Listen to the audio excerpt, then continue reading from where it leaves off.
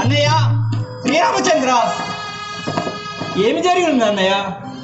ఈ లక్ష్మణ భరత శత్రుఘ్నులు నీకు ముగ్గురు అన్నదమ్ములు ఉండగా ఎలాంటి ఆపద కలిగి ఉండదో తెలుపమన్నయ్య.